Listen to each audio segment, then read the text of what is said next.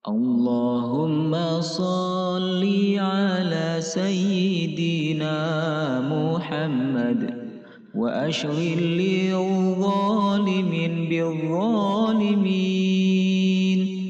Allahumma salli ala sayyidina Muhammad wa ashghil li zalimin bil-zalimin. Wa akhrijna min bainihim salimin wa ala alihi wa sahbihi ajma'in.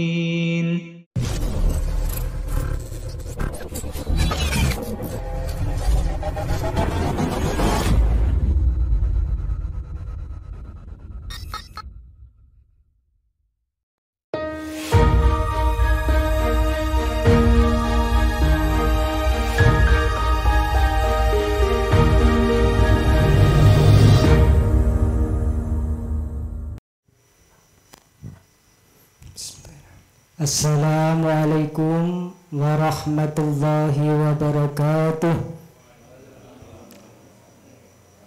Bismillahirrahmanirrahim. Alhamdulillahi rabbil alamin. Wassalatu wassalamu ala sayyidil mursalin wa imamil muttaqin wa ala alihi wa sahbihi wa man da'a bi da'watihi waltazama bitariqatihi wa tarassama khutahu wa ja'alal aqidatan asasan li fikrahdihi wa ahkaman syar'iyyata miqyasan li amalihi wa masdaran li ahkami wa badu. Qala ta'ala a'udzu billahi minasy syaithanir rajim wa man ahsanu qawlan mimman da'a ila Allah wa amila salihan wa qala innani minal muslimin. Wa qala Rasulullah man asbaha wa hamud dunya laisa minallahi fi syai'in wa man lam yahtam bi amril muslimina laisa minna. Hadratul mutahharimin, para alim ulama, sesepuh bini sepuh, para asyatid, para kiai, wabil khusus sahibul bait Ustadz Hanafi yang kami hormati.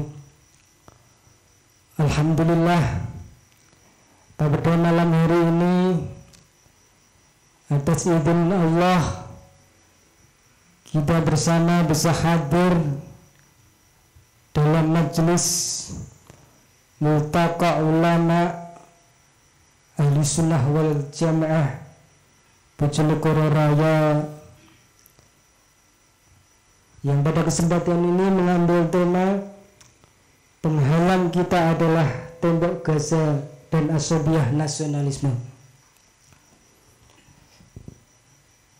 Yang kedua, sholawat wassalam kepada baginda Nabi Sallallahu Alaihi Wasallam. Biqauli Allahumma sholli ala sayyidina Muhammad,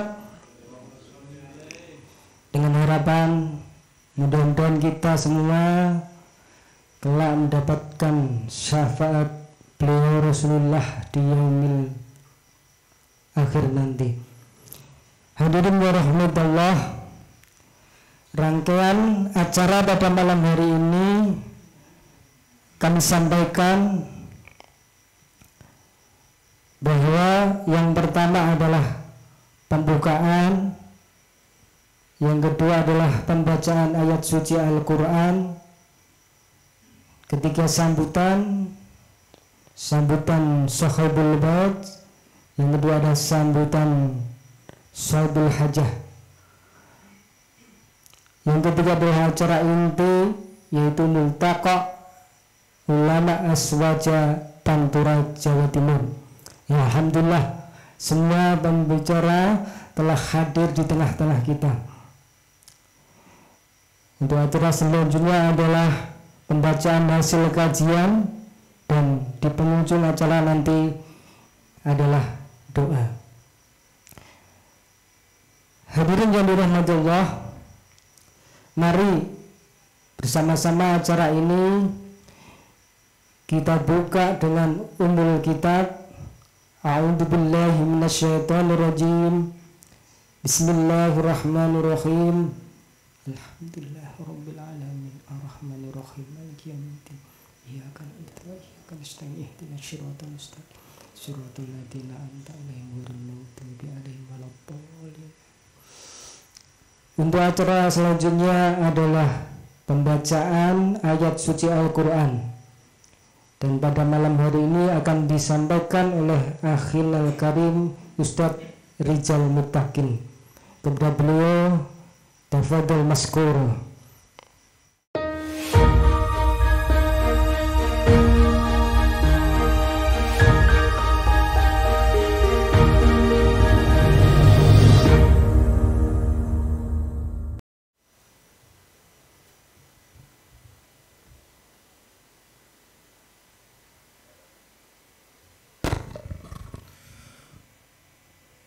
Assalamualaikum warahmatullahi wabarakatuh.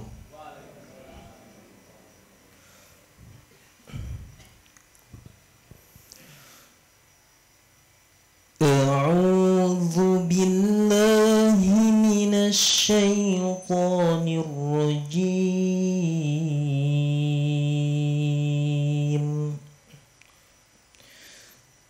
Bismillahirrahmanirrahim.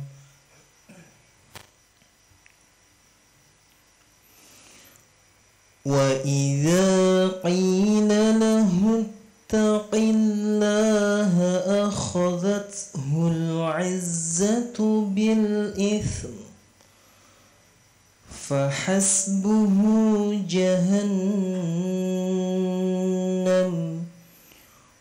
wala bi'sal mihad.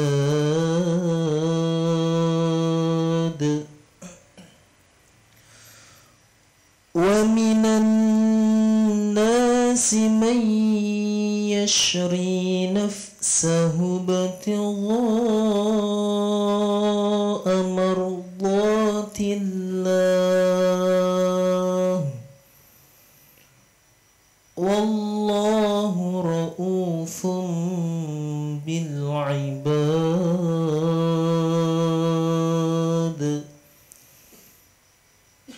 Ya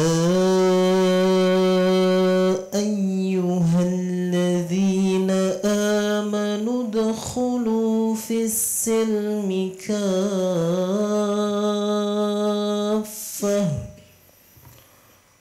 wa la tattabi'u khutuwatish syaitan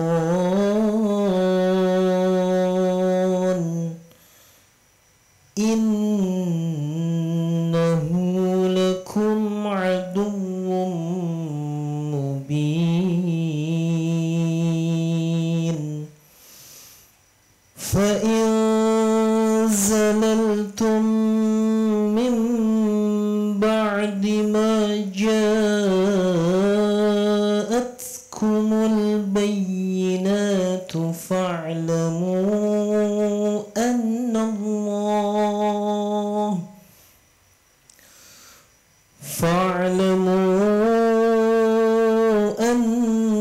Allaha azizun hakim.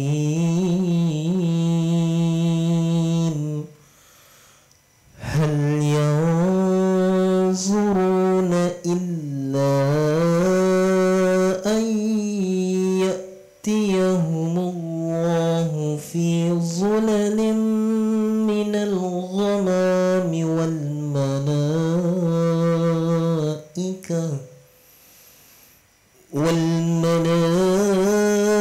والملائكة وقضي الأمر وإلى الله ترجع الأمور.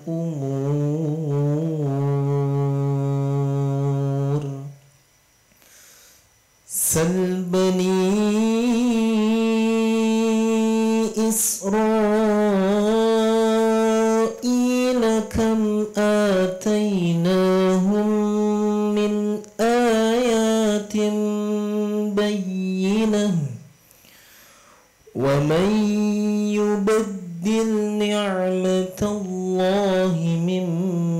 بعد ما جاءته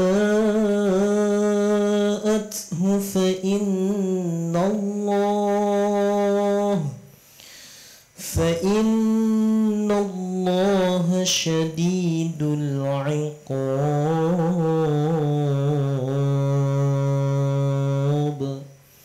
صدق الله العظيم. Assalamualaikum warahmatullahi wabarakatuh. Sadaqallahul-Azim. Mudah-mudahan dengan lantunan ayat-ayat suci Al-Quran tadi menambah keberkahan acara kita pada malam hari ini. Untuk acara selanjutnya yaitu sambutan.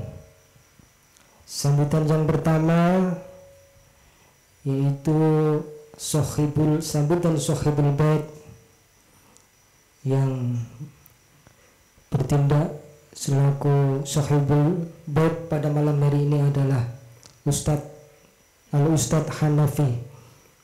Kepada beliau waktu dipersilahkan.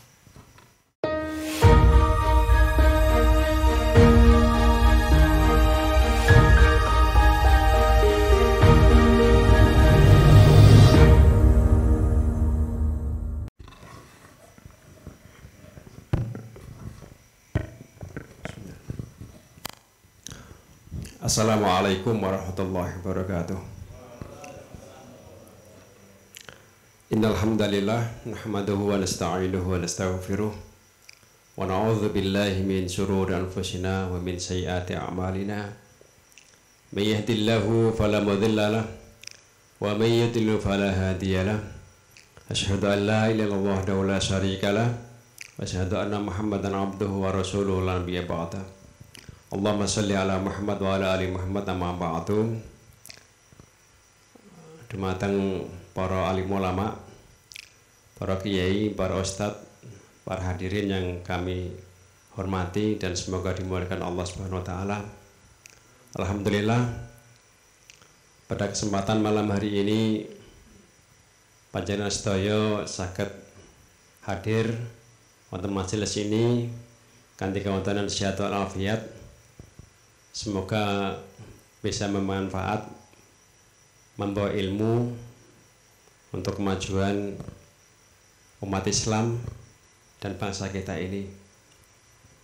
Salawat dan salam semoga tetap tercurahkan berjunitan besar Muhammad sallallahu alaihi wasallam kepada keluarganya, sahabatnya, serta orang-orang yang istiqomah di jalannya. Amin. Selanjutnya saya singkat kemauan, kondisi kurang enak ya, untuk ngeluh cerai. Atas nama Sohibul Bait mengucapkan terima kasih yang sebesar-besarnya untuk yang kesekian kalinya lembaga ini digunakan untuk majelis ilmu, dihadiri para ulama, para tokoh agama, para ustadz. Semoga penuh dengan keberkahan. Kami bangga, makanya kemarin Ustadz Rahmat kapanpun dibuat silahkan ya, kami bangga dan kami mendukung penuh kegiatan keagamaan seperti ini, apalagi dalam keadaan, dalam kondisi negara yang sedang tidak baik-baik saja. Bahkan umat Islam sedunia pun juga dalam keadaan tidak baik-baik saja ya. Makanya kita harus menggemakan, harus mensuarakan, karena itu yang kita bisa ya. Di negara kita ketika kita ini berontak dengan sesuatu yang brutal, kita akan ditangkap ya. Suasananya kan beda, makanya kita harus dengan metode yang santun tapi keras. Nah ini seperti ini kita bangga sekali. Untuk itu dengan kegiatan yang bertemakan tembok kita adalah ya betul ya, benteng Gaza dan asobiyah nasionalisme. Nah, itu sesuatu yang sangat luar biasa. Kita membahas tentang keadaan Islam dunia dan keadaan negara kita yang juga tidak baik-baik saja. Untuk itu saya mengucapkan terima kasih atas kepercayaannya, dan kapanpun lembaga ini dipakai kami persilahkan, karena lembaga ini Kita punya dua, satu kampusnya di sini, yang dua di depan masjid tadi. Itu ketua yayasannya juga saya, pengasuhan juga, jadi enak lah kalau komunikasinya dengan saya cukup.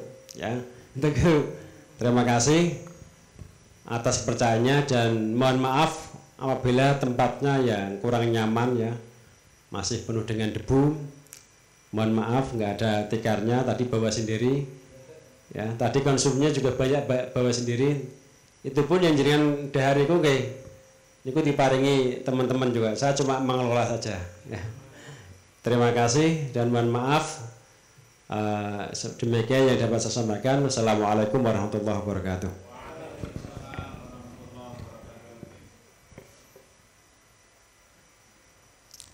Terima kasih Ustadz Hanafi yang telah menyampaikan sambutannya. Alhamdulillah, luar biasa. Mudah-mudahan apa yang ada di sini, termasuk tempat ini, nanti menjadi saksi ketika di yaumil akhirat nanti sebagai salah satu amal soleh yang kita kerjakan, yang nanti akan menjadikan kemudahan kita di yaumil akhir. Selanjutnya adalah sambutan dari Sohibul Hajah yang pada kesempatan hari ini, malam ini akan disampaikan beliau Yai Mahmudan dengan mengambil tema peran ulama untuk mendukung perjuangan Muslim Palestina wajib terus dilakukan. Kepada beliau Yai Mahmudan, tafadhol maskuro.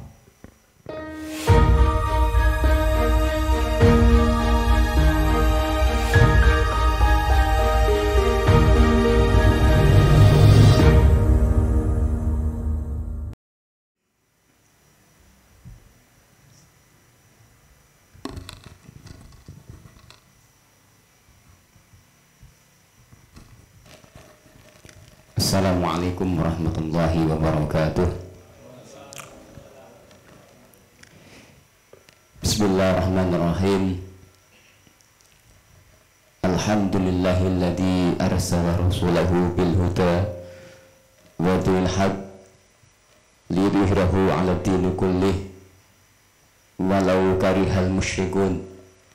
Asyhadu an la ilaha illallah wahdahu la syarikalah wa asyhadu anna sayyidana Muhammadan abduhu wa rasuluhu la nabiyya wa rasula ba'dah.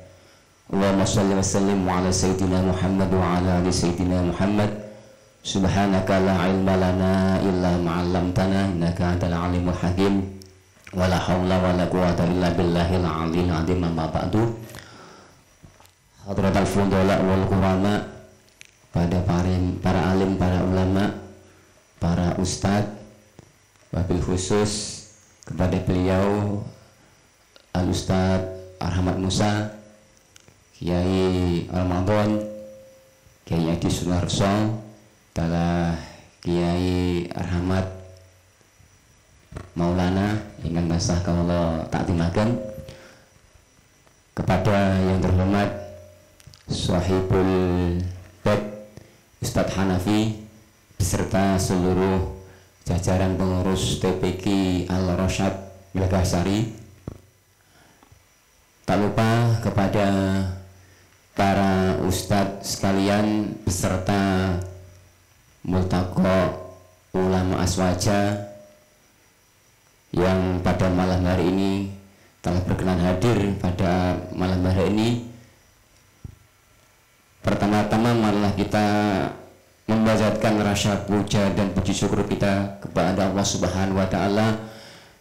Biqaulina alhamdulillahirabbil alamin, yang mana pada malam hari ini kita diberikan kenikmatan, kesehatan dan kesempatan untuk bersama-sama menghadiri acara multaqa ulama aswaja ini, dengan harapan dengan terselenggaranya acara ini dapat menambah semangat kita, terutama para ulama, para kiai, para tokoh-tokoh agama dalam menyuarakan perkara yang hak Amin Allahumma amin. Salawat dan salam kita aturakan kepada beliau Nabi besar Muhammad sallallahu alaihi wasallam, Nabi yang telah menuntun kita dengan risalah-risalahnya sehingga kita mengetahui mana perkara yang hak, mana yang perkara yang batil. Ikhwan fillah rahimakumullah, mewakili dari rekan-rekan panitia Multaqa Ulama Aswaja pada malam hari ini, pertama yang kami sampaikan adalah ucapan terima kasih kepada Swahibul Bed, yaitu Ustadz Hanafi yang telah memberikan fasilitas kepada kita semua ini, dengan harapan doa yang kami sampaikan semoga apa yang telah Ustadz Hanafi beserta teman-teman ini siapkan dalam memberikan tempat dan sebagainya ini dibalas Allah Subhanahu wa taala sebagai amalan sholihan makbulan. Dan tak lupa kami atas nama panitia Multaqa Ulama Aswaja ini memohon maaf kepada para peserta sekalian apabila dalam kami memberikan sambutan ada kurang lebihnya. Sekali lagi kami mohon maaf yang sebesar-besarnya. Ikhwan fillah rahimakumullah, adapun tujuan panjenengan sedaya niki dikumpulkan, dihadirkan pada majelis malam hari ini adalah untuk mengingatkan kembali kepada para ulama, para kiai, para tokoh-tokoh agama untuk senantiasa menyuarakan kebenaran, yang kebenaran itu terkait dengan masalah-masalah yang kali ini saat ini sedang viral, yaitu masalah yang sekitar 2 bulan ini atau kurang lebih 2 bulan setengah yang terjadi, yang menimpa pada saudara muslim kita di Palestina. Kita punya kewajiban untuk memberikan pencerahan kepada masyarakat, kepada jamaah kita tentang apa yang sebetulnya terjadi di negeri Palestina. Apalagi di tengah situasi yang sedang terjadi ini, banyak berita yang menyebutkan pejuang-pejuang yang ingin membela kemerdekaan Palestina justru malah dikecilkan perannya, bahkan difitnah. Untuk itu panjenengan sedaya sebagai ulama, sebagai kiai, sebagai tokoh agama perlu menjelaskan pada masyarakat tentang problema ini, dan sekaligus nanti insya Allah akan diberikan materi-materi oleh ustadz-ustadz yang akan memberikan materi tentang kira-kira solusi apa yang terbaik yang akan diberikan untuk membebaskan saudara kita di Palestina, yaitu insya Allah nanti akan dijelaskan secara detail oleh para pemateri yang akan kita ikuti setelah sambutan saya ini, dengan harapan setelah kita menerima informasi yang benar dan termasuk jalan keluar atau solusi-solusi yang terutama solusi itu yang berlandaskan Islam, karena tanpa solusi Islam mustahil Palestina akan terbebas dari penjajahan Zionis Israel zalim. Tentu solusi itu nanti akan dijelaskan dengan jelas, dan harapan solusi yang diberikan itu nantinya bisa dijelaskan kepada masyarakat agar masyarakat tahu bahwa kita punya solusi secara Islam, bukan mengikuti solusi yang ditawarkan oleh PBB, apalagi solusi yang ditawarkan oleh Amerika, yang semuanya itu justru solusi itu akan melemahkan kondisi Palestina saat ini. Kalau kita ikuti bertahun-tahun, Palestina itu ketika mengikuti solusi yang diikuti atau disarankan PBB malah luas wilayahnya, luas negaranya malah berkurang. Tapi insya Allah dengan solusi yang ditawarkan Islam yang akan dijelaskan oleh para pemateri, insya Allah negara Palestina akan jaya dan terbebas dari segala penindasan Israel. Demikian yang dapat kami sampaikan. Kurang lebihnya kami mohon maaf. Sekali lagi kami melakukan terima kasih kepada para peserta dan para Ustaz yang telah berkenan hadir pada malam hari ini. Semoga amal baik panjenengan sedaya ini dibalas Allah Subhanahu wa taala sebagai amalan sholihan makbulan. Amin Allahumma amin. Demikian kurang lebihnya mohon maaf yang sebesar-besarnya. Wallahu muwaffiq ila aqwamit thoriq hatallahu wa iyyakum ajmain. Assalamualaikum warahmatullahi wabarakatuh.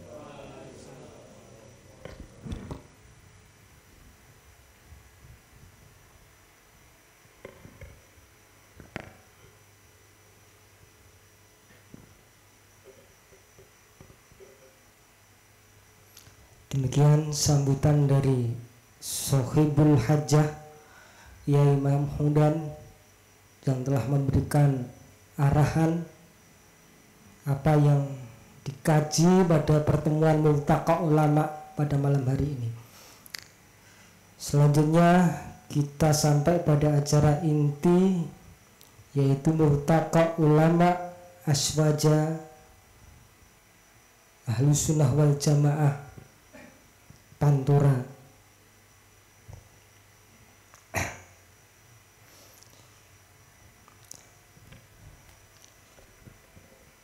Untuk acara ini, acara inti ini insya Allah akan disampaikan 3 pembicara yang telah hadir di tengah kita.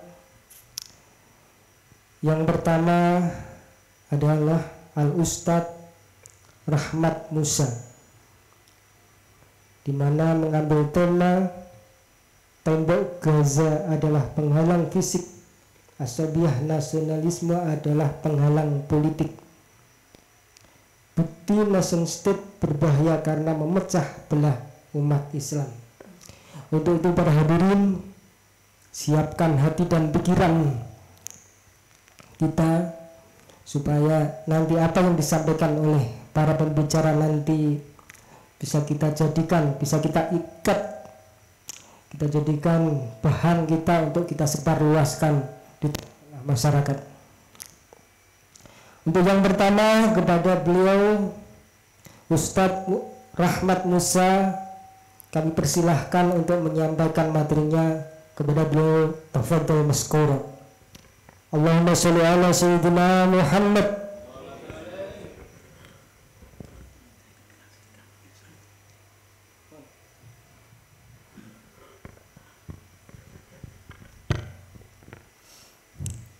Ya, untuk lebih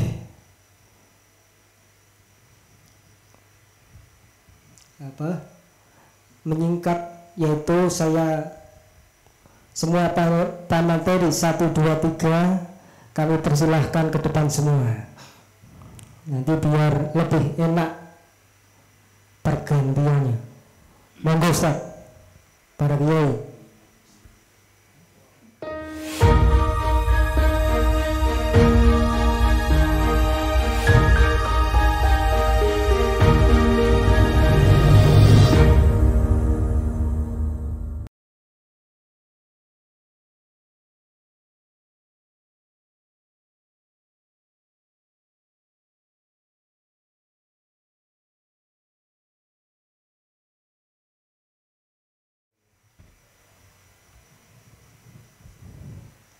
Alhamdulillah, semua pembicara telah hadir di depan kita.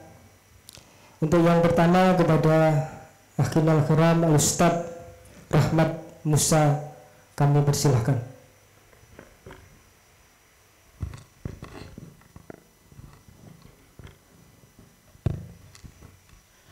Bismillahirrahmanirrahim. Assalamualaikum warahmatullahi wabarakatuh.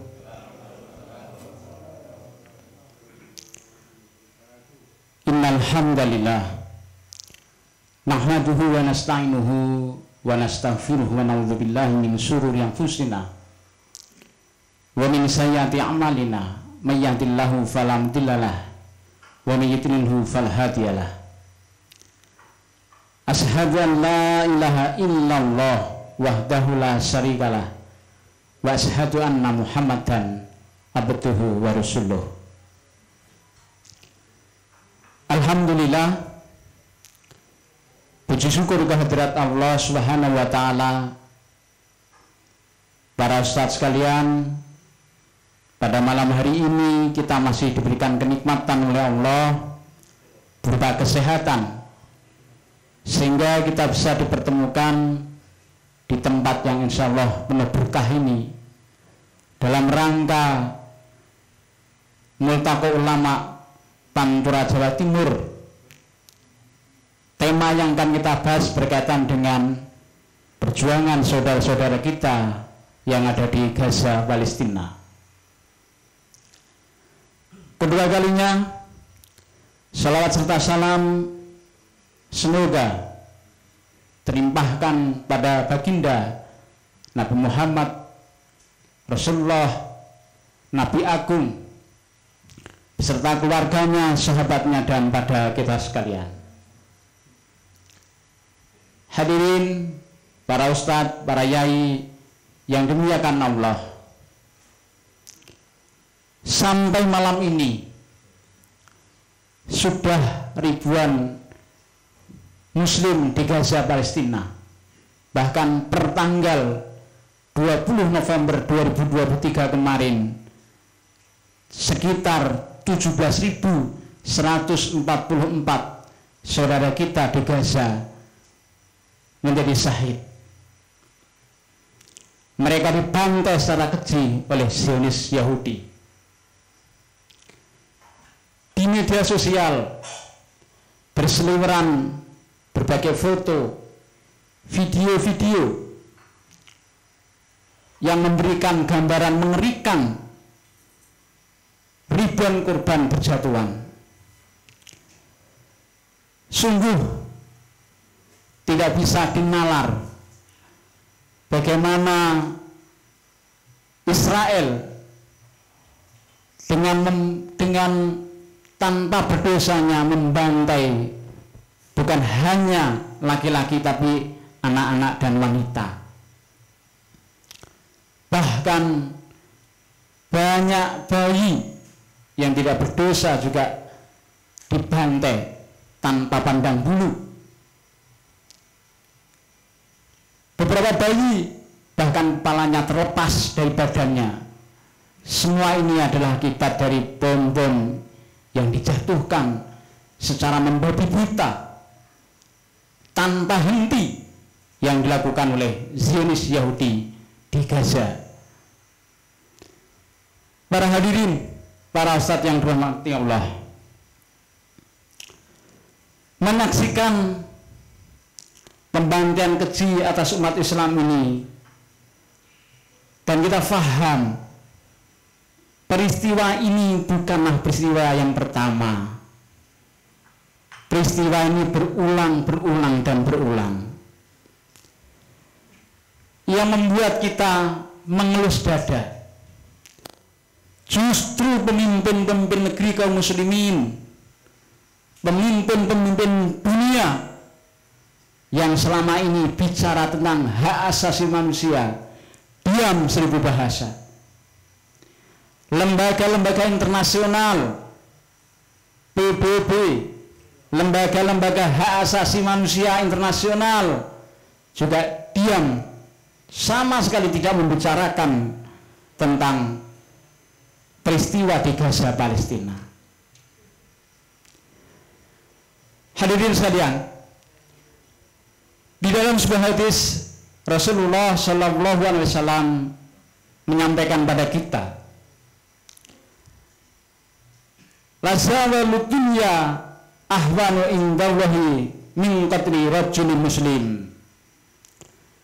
Kehancuran dunia ini lebih ringan di sisi Allah dibandingkan dengan pembunuhan seorang muslim. Hadis riwayat At-Tirmidzi dan An-Nasai. Hadirin sekalian, pada malam hari ini saya diminta oleh panitia menyampaikan tema tembok Gaza adalah penghalang fisik, asyik buah nasionalisme adalah penghalang politik, bukti nation state berbahaya karena memecah belah umat Islam. Pada malam hari ini saya ingin menyampaikan 2 hal saja, cuma nanti tambahannya banyak, tapi pokoknya 2. Yang pertama, tembok atau penjara Gaza Palestina. Yang kedua, tembok atau penjara besar yang melemahkan kita umat Islam. Kita bahas satu persatu. Hadirin sekalian, tembok pemisah Israel adalah sebuah tembok pemisah antara Israel dan Palestina. Israel membangun tembok ini untuk menanggulangi ancaman bom bunuh diri dari para pejuang Palestina, dan ini dirancang sejak tahun 2000-an. Tahukah panjenengan berapakah panjangnya tembok ini? 700 km. Jadi panjangnya 700 km, tingginya 8 meter. Itu seluruh Palestina. Tidak hanya itu, Israel juga membangun tembok besi, tembok pembatas di sepanjang perbatasan Gaza. Tembok ini konon canggih, dilengkapi berbagai teknologi saat ini. Tembok ini dilengkapi sensor di bawah tanah, radar di atas, dan kamera. Ini yang di seputar Gaza. Tahukah panjangnya para ulama, para asatid?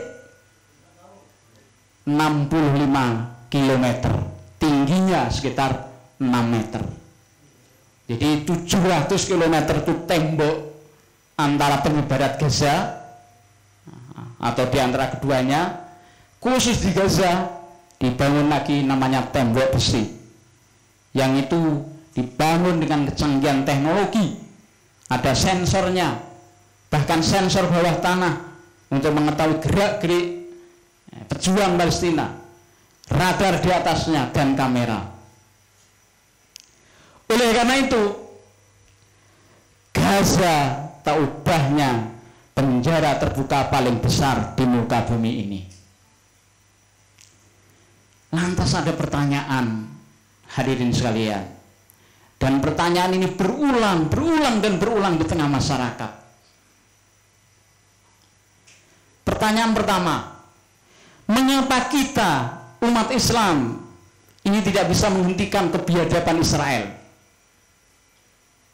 Pertanyaan kedua, mengapa penguasa-penguasa negeri kaum muslimin, penguasa-penguasa Arab hanya memilih diam 1000 bahasa? Pertanyaan ketiga, mengapa PBB, organisasi internasional yang selama ini konon katanya melindungi negara-negara yang ada di bumi ini, terkesan menjadi pengamat keganasan Israel? Ini ada 3 pertanyaan ini. Maka kemudian untuk membedah ini, hadirin sekalian, kita bedah dari sisi, kalau tadi ada tembok penjara besar di Gaza, ternyata ada lagi tembok yang tidak kelihatan tapi itu mencegah dari umat Islam. Tembok atau penjara besar umat Islam.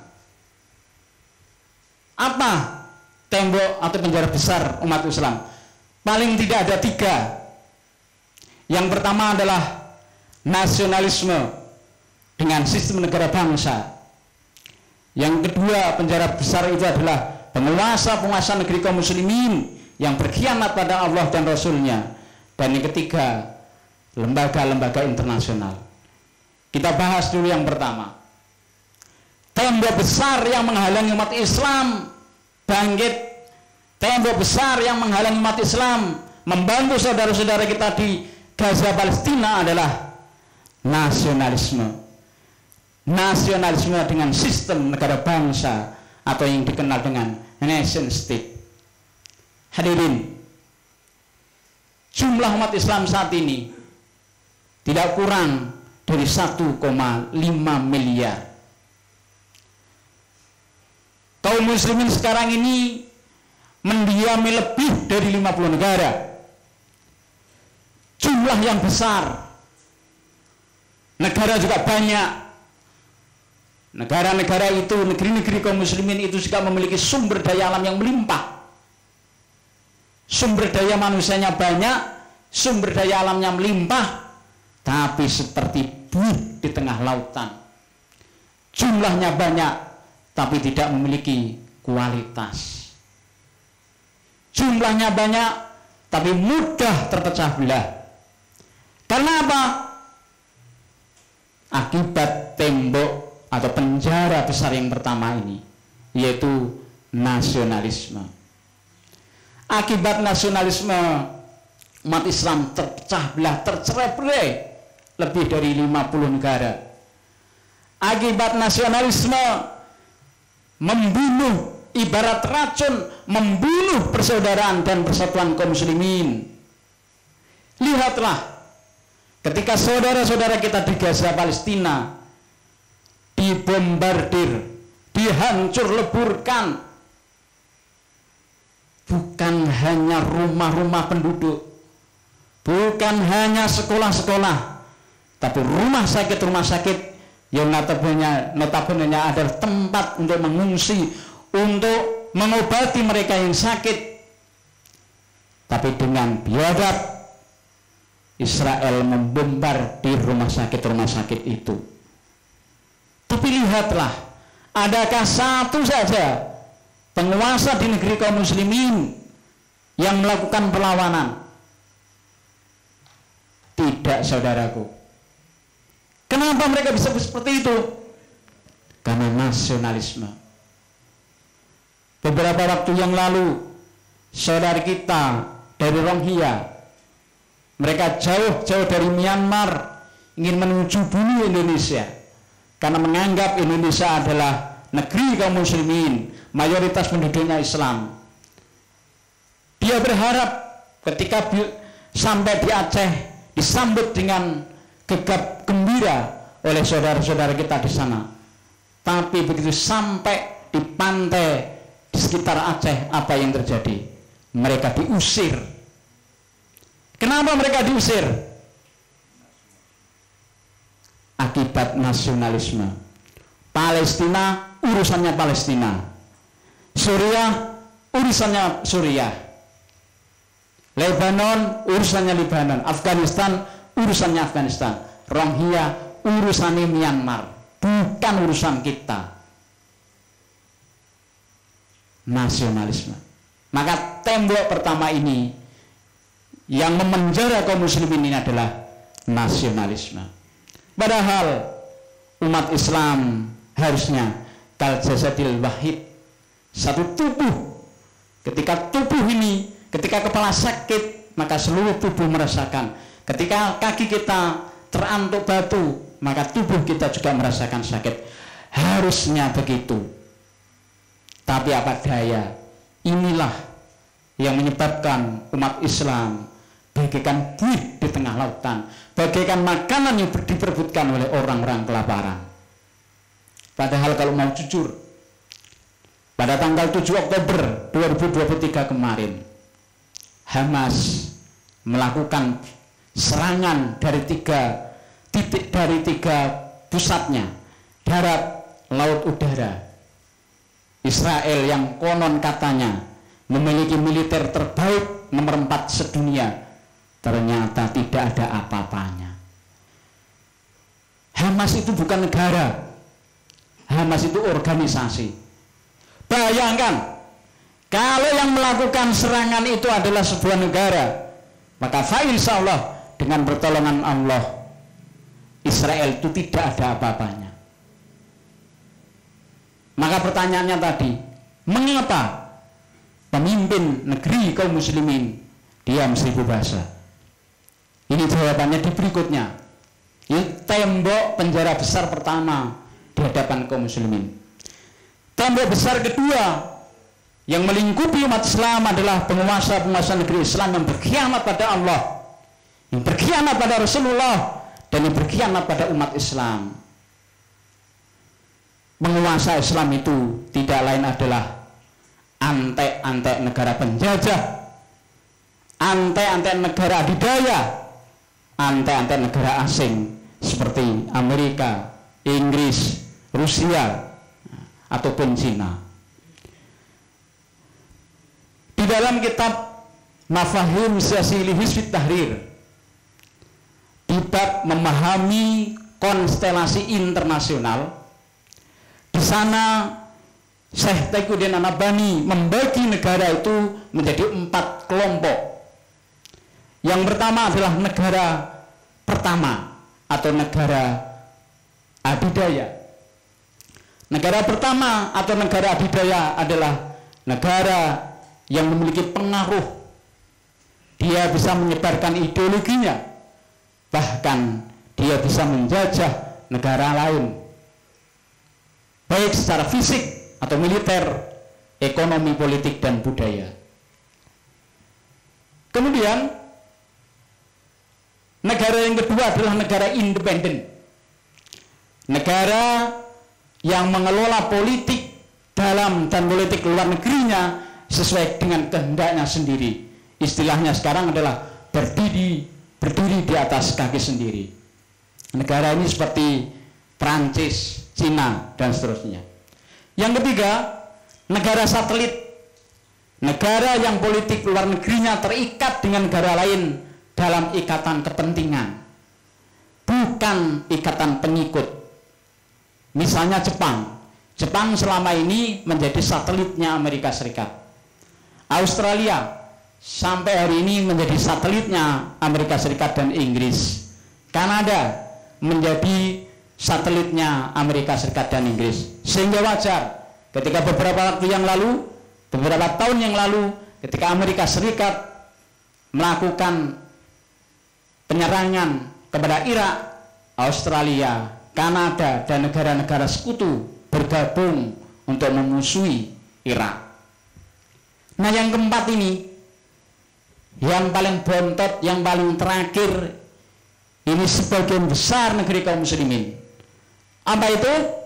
Negara pengikut, pembebek, negara yang terikat dengan negara lain dalam politik luar negerinya, bahkan di sebagian politik dalam negerinya, termasuk negara Konoha yang secara politik luar negeri, politik dalam negeri terikat dengan negara-negara besar. Mesir itu contoh juga negara pengikut.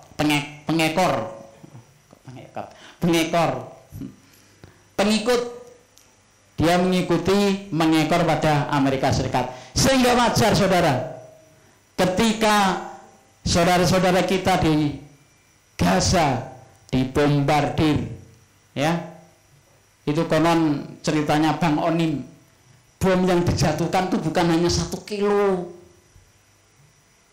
10 ton jam. Itu jarak 200-300 meter hancur. Mau lari ke perbatasan Mesir di Rafah ditutup. Siapa penguasa Mesir? Orang Islam atau orang kafir? Orang Islam. Kenapa? Karena dia jadi pengikut. Negara pengikut itu harus taat tunduk pada tuannya. Sir, oh coba dibuka, iya kan dibuka. Maka kalau kemarin dibuka itu karena sudah mendapatkan restu dari tuan besarnya. Setelah umat Islam hancur, setelah saudara-saudara kita di Gaza hampir 17.000 sekian itu baru dibuka. Ini tembok yang kedua. Terakhir, tembok ketiga. Tembok ketiga adalah sistem internasionalisasi saat ini yang dipimpin oleh Amerika Serikat dengan ideologi kapitalismenya. Para ustaz sekalian, Amerika Serikat dan sekutunya itu membuat hukum internasional, membuat lembaga internasional. Hukum dan lembaga internasional itu digunakan untuk apa? Untuk melegitimasi penjajahannya atas negeri-negeri kaum muslimin. Maka kalau ada umat Islam berharap pada PBB, sampai tuwek, sampai elek, ya nggak akan berhasil. Kenapa? Karena lembaga-lembaga itu, hukum internasional itu sudah dibuat oleh mereka dalam rangka untuk melegalisasi penjajahan, terutama negeri-negeri kaum muslimin. Panjenengan tahu di PBB itu ada namanya hak veto. Itu pelajaran SD, kayak aku SD. Apal ya, itu malah menghafalkan. 5 negara pemilih hak veto: Amerika Serikat, Uni Soviet, Cina, Prancis, satunya Inggris. Jadi kalau di 5 negara itu pemilih hak veto, 3 dari negara kapitalis, 2 dari negara komunis sosialis. Kapitalis ya Amerika Serikat, Inggris, Prancis. Sosialis komunis dulu Uni Soviet, sekarang ganti Rusia dan Cina. Jadi hak veto itu kalau kita rapat ini, misalnya ini semua negara, kepala negara hadir rapat memutuskan mengembargo Israel, tiba-tiba Paman Sam, saya tidak setuju, maka dengan sendirinya yang sudah kita musyawarahkan berdarah-darah, berhari-hari, berminggu-minggu, kalah dengan hak veto. Siapa itu yang membuat hak veto? Negara-negara penjajah. Maka terakhir, solusi untuk memecah, untuk membongkar 3 penjara yang membelenggu kaum muslimin itu tidak ada yang lain kecuali dengan diterapkannya syariat Islam secara kafah dalam bingkai daulah khilafah Islamiyah. Karena hanya dengan negara adidaya ini yang bisa menghentikan kekejaman penjajahan kaum muslimin. Para ustaz sekalian, peristiwa di Palestina itu bukan 1, 2, 3 kali, berkali-kali, berulang-ulang. Nanti selesai dibombardir, dibangun. Negara-negara akan memberikan donatur untuk membangun.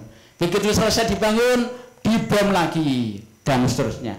Maka ini tidak akan pernah selesai sampai ada sebuah negara yang negara itu berdiri di atas kaki sendiri. Dia adalah negara adidaya dan itu adalah daulah khilafah Islamiyah yang insya Allah nanti akan disampaikan oleh Ustaz Ramadan. Demikian, wassalamualaikum warahmatullahi wabarakatuh.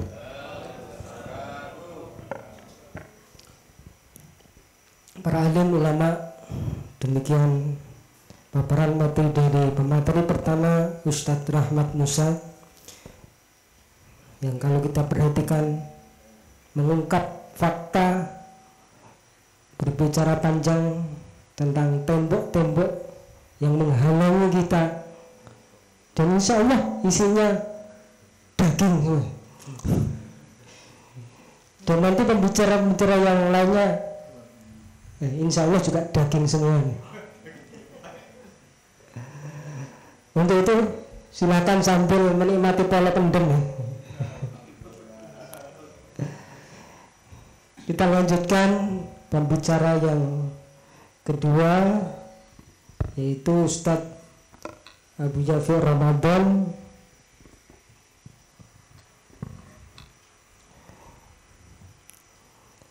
yang akan mengambil tema yaitu tanpa khilafah umat Islam mustahil bersatu, kuat dan adidaya, yang mampu memobilisir jihad akbar. Kepada beliau kami persilakan. Ya, ada streknya. Bismillahirrahmanirrahim. Assalamualaikum warahmatullahi wabarakatuh. Alhamdulillah wa syukurillah wa ni'matillah, la hawla wa la quwata illa billah. Allahumma inni a'udhu bika an adhilla a'udhalla, an azilla a'uzalla, an adlima a'udlama, an yaj'ala a'uyujala alaiya. Bersyukur pada Allah Subhanahu wa ta'ala, para kiai semua. Kita malam hari ini mendapatkan nikmat yang begitu banyak. Tadi disampaikan oleh Ustadz Misbah ada polo pendem. Kalau di Gaza itu ya nggak tahu polo pendemnya apa ya. Bom yang nilainya 10. Masya Allah. Kemudian kita ada di zona yang mungkin berbeda dengan zona mereka. kita bersyukur, tetapi kita harus tetap waspada. Kalau mereka di Gaza itu dalam kondisi selalu waspada, karena nyawa setiap saat akan dicabut dengan adanya bom dari Israel itu, kita tentu juga sama sebetulnya. Jadi ajaluhum la yastakhiruna sa'atan wa la yastaqdimun. Maka kemudian kita harus waspada juga, dan kita bersyukur ada kesempatan untuk waspada ini. Yang kedua, salawat serta salam semoga tetap terlimpahkan pada junjungan kita Nabiullah Muhammad sallallahu alaihi wasallam, keluarganya, sahabatnya, dan umat Islam semua. Mudah-mudahan kita oleh Allah digolongkan menjadi golongan beliau yang insya Allah bersama beliau di surganya kelak. Amin, amin ya rabbal alamin. Yang kami hormati para ulama yang berbahagia, terutama Ustaz Rahmat Musa, Yai Edi Sunarso yang telah menemani kita, dan tadi sudah disampaikan oleh beliau Ustaz Rahmat Musa kaitannya dengan kondisi yang terjadi di sana. Jadi temboknya itu 700 km. Kalau kemudian kita mau mengikuti sini Jakarta itu 700, berarti kini Jakarta berarti. Nah, temboknya itu sebetulnya kalau kita naik kereta butuh waktu 9 atau 10 jam baru nyampe 700 itu. Tetapi tembok yang kedua yang disampaikan beliau itu butuh berhari-hari, karena nasionalisme itu ada di seluruh dunia, dan itulah tembok yang memisahkan umat Islam satu dengan umat Islam yang lain. Yang dari tembok itu nasionalisme, maka kemudian kita hanya karena negeri Konoha itu sempat diklaim oleh negeri jiran bahwa Reok Ponorogo itu adalah dari negeri jiran. Negeri Konoha muring-muring, tidak suka. Ini karena nasionalisme, padahal hanya karena klaiman Reok Ponorogo yang ada di Pangeran di Ponorogo itu. Ya Allah, seperti itu. Kemudian karena sepak bola pun juga kita bisa gontok-gontokan karena nasionalisme. Padahal Rasulullah SAW memperingatkan, laisa minna man da'a ila asobiyah, bukan termasuk golonganku siapa yang mengajak kepada asobiyah atau kelompok atau golongan atau nasionalisme. Dan tembok kita itu seperti itu. Jadi ada ungkapan pernyataan bahwa laupo ngurusi Palestina, wong di sini aja butuh bantuan, banyak orang kemiskinan, banyak orang sakit yang tidak ditangani, kenapa harus memikirkan di sana? Itu kenapa? Ya karena tembok tadi, yaitu tembok asobia atau nasionalisme. Maka kemudian beberapa waktu yang lalu ketika Wakil Ketua Umum MUI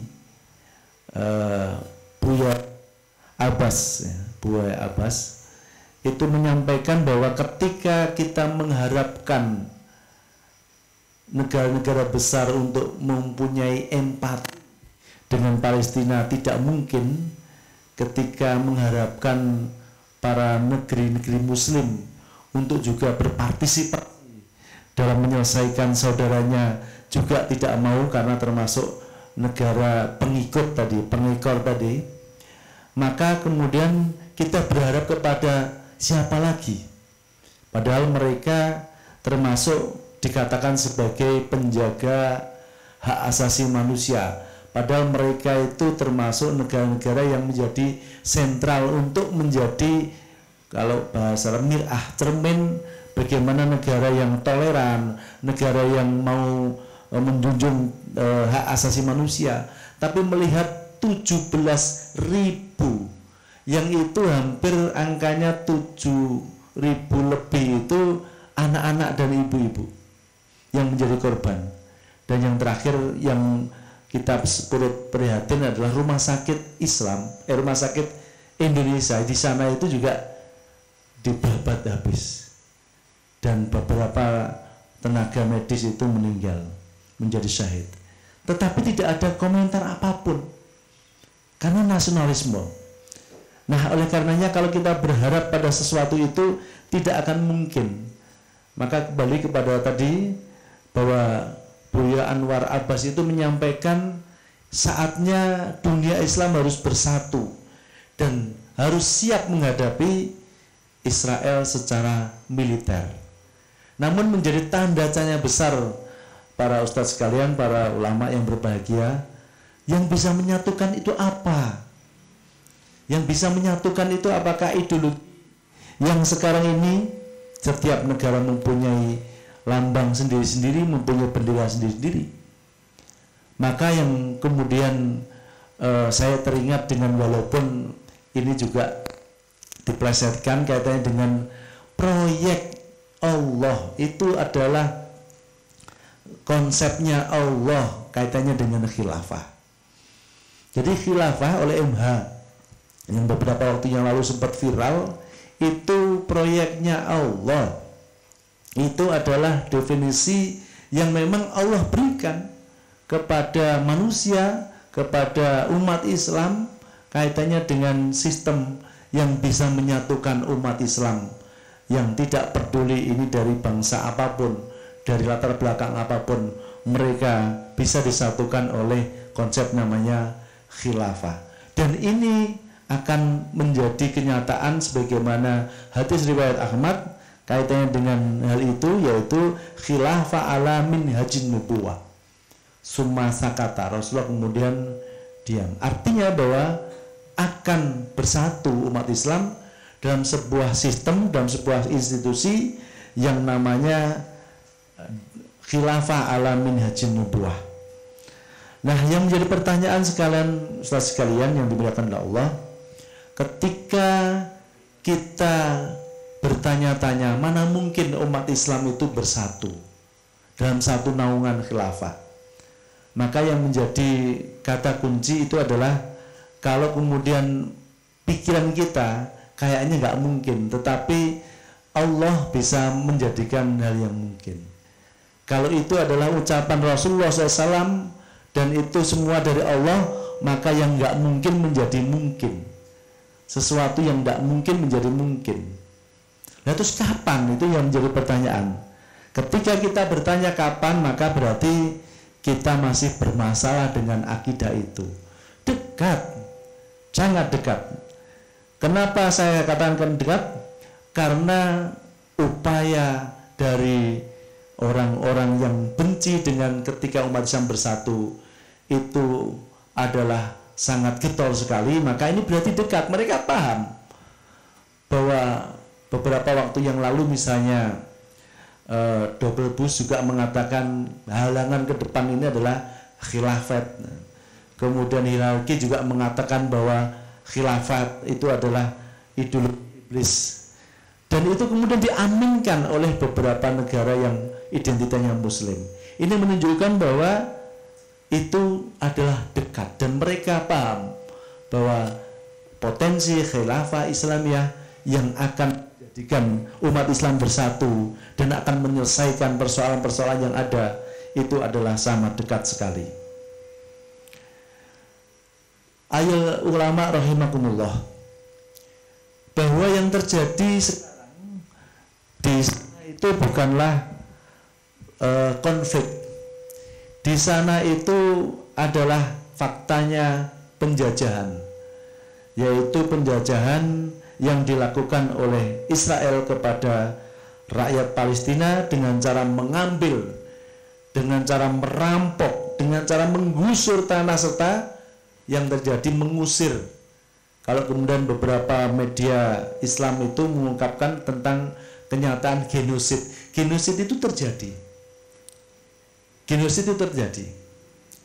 Bahkan kalau kemudian dengan seperti tadi 17.000 lebih sekarang korbannya, maka kemudian tidak ada apapun yang kemudian dilakukan oleh negara-negara barat, bahkan kemudian mengarah kepada solusi dua negara.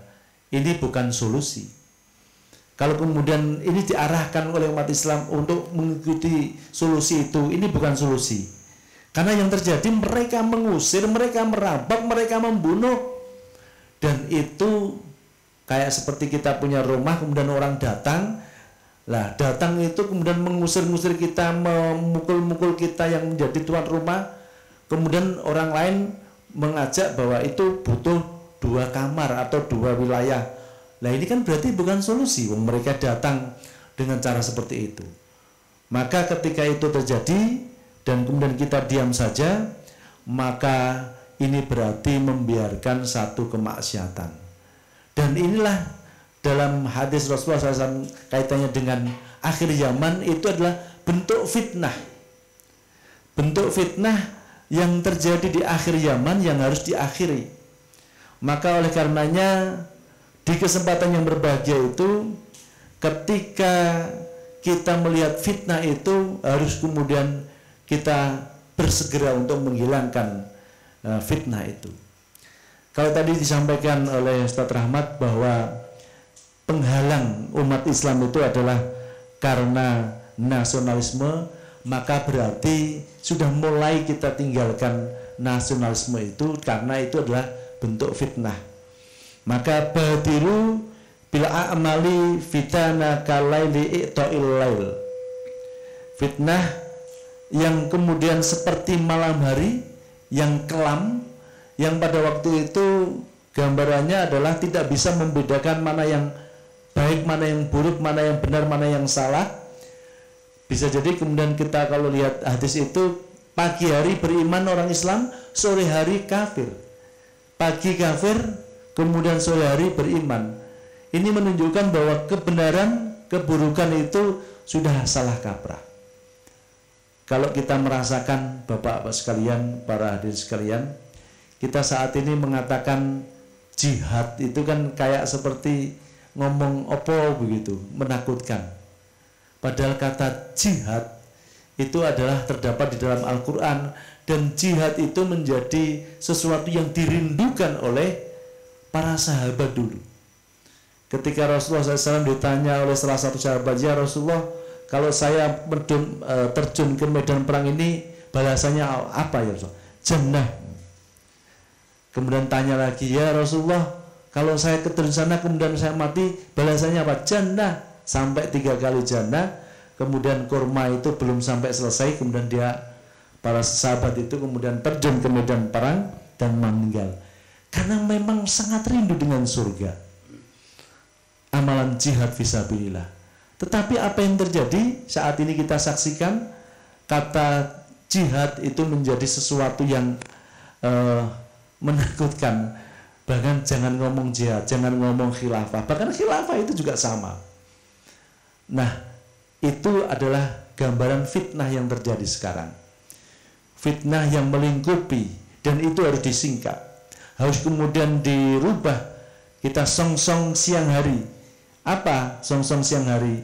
Yaitu kita sosialisasikan, kita dakwahkan kaitannya dengan apa yang tadi disampaikan oleh Buya Abbas tadi, bahwa bersatunya umat Islam itu tidak mungkin dengan yang lain kecuali dengan khilafah ala minhajid nubuwah, dan itu menjadi janji Allah dan kabar gembira dari Rasulullah SAW bahwa umat Islam akan menjadi umat yang satu, yang kemudian disegani, yang bisa mensejahterakan rakyat karena ada berbagai aturan yang memang bisa membuat keadilan yang sesungguhnya, akan membuat kesejahteraan yang sesungguhnya, akan membuat kebahagiaan umat, yang itu tidak hanya umat Islam tetapi ghairul muslim atau orang-orang kafir juga akan menikmati ketika syariat Islam ditegakkan dalam bingkai yang namanya khilafah ala minhajin nubuwah.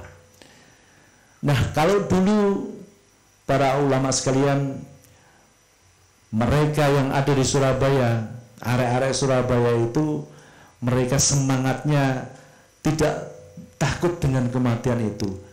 Bahkan hanya bersenjatakan bambu runcing. bambu runcing yang tidak meledos sama sekali, tapi kemudian bisa menggerakkan itu karena apa? Karena kalimat la ilaha illallah Allahu Akbar. Jadi pidatonya Bung Tomo itu menggelorakan jihad, menggunakan Allahu Akbar, takbir luar biasa. Dengan senjatakan bambu runcing kemudian bisa membunuh seorang jenderal yang mendesain perang dunia kedua, Walabi itu, di dekat jembatan merah. Nah, itu merupakan gambaran bahwa sekarang persatuan umat Islam ya karena menjadikan Islam itu satu-satunya pegangan kita, dan dengan membawa bendera kalimat la ilaha illallah Muhammadur Rasulullah itu, ketika syariat Islam ditegakkan maka umat Islam bersatu. Dan kalau kemudian sama-sama diperintahkan oleh khalifah misalnya untuk mencingi Israel itu, banjir itu Israel dengan kencing. Nah, ini menunjukkan bahwa potensi umat Islam itu besar sekali, dan itu hanya bisa dengan institusi yang namanya khilafah ala minhajin nubuwah. Dan sudah ada dalam sejarah tentang bagaimana upaya Theodor Herzl ketika meminta untuk sejengkal tanah di Palestina ternyata ditolak mentah-mentah. Bahkan beliau mengatakan Khalifah Abdul Hamid II bahwa ini bukan tanahku, ini adalah tanah kaum muslimin. Nah, ini menunjukkan bahwa keberadaan khilafah, keberadaan umat Islam bersatu itu akan menghancurkan musuh-musuh Islam dan akan menjadikan kesejahteraan kaum muslimin. Dan ini bukan ngomong kosong, ini akan menjadi sungguh-sungguh kenyataan, dan Allah akan memberikan kenyataan itu sebagaimana hadis yang saya sebutkan, akan muncul khilafah ala minhajin nubuwah, dan ini akan terjadi di akhir zaman. Mudah-mudahan dengan pencerahan ini solusi dari Gaza adalah adanya persatuan, adanya ukhuwah yang sesungguhnya kaum muslimin, yaitu di bawah khilafah Islamiyah. Dan ini tidak akan bisa terjadi kalau kemudian kita tidak berusaha memperjuangkannya, tidak berusaha mensosialisasikan bahwa khilafah itu adalah solusi yang terbaik bagi kaum muslimin. Ketika itu menjadi pembicaraan dan merindukan, maka ini akan menjadi sebuah kenyataan, dan Allah benar-benar membuktikan apa mungkin umat Islam bersatu, mungkin, dan itu bukan sulit bagi Allah. Demikian yang bisa saya sampaikan. Mohon maaf, saya kira. Wassalamualaikum warahmatullahi wabarakatuh. Para alim ulama yang dirahmatullah, demikian pemateri yang kedua yaitu Yai Abu Yafiq Ramadan telah menyampaikan paparan materinya yang insya Allah isinya juga daging. Jadi tentang pentingnya persatuan kaum muslimin tadi disampaikan, hanya khilafah yang bisa untuk menyatukan kaum muslim di seluruh dunia dan melindunginya.